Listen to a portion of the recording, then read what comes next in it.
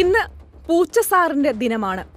കാലിലൊരുമ്മി cuteness വാരി വിതറുന്ന പഴയ പാവം പൂച്ചയല്ല അദ്ദേഹം ഇപ്പോൾ.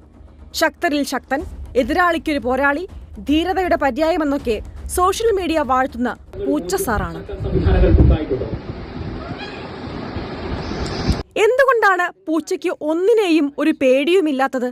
സിംഹവും കടുവയും പുലിയുമെല്ലാം ഉൾപ്പെട്ട ക്യാറ്റ് ഫാമിലിയിലെ അംഗമാണല്ലോ പൂച്ചയും.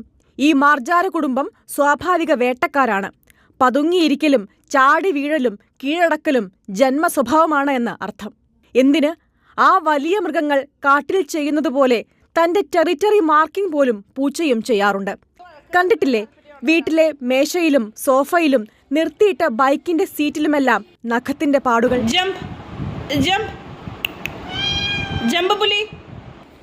ഏറ്റവും വേഗവും കൃത്യവുമുള്ള റിഫ്ലക്സ് ഉള്ള ജീവിയാണ് പൂച്ച.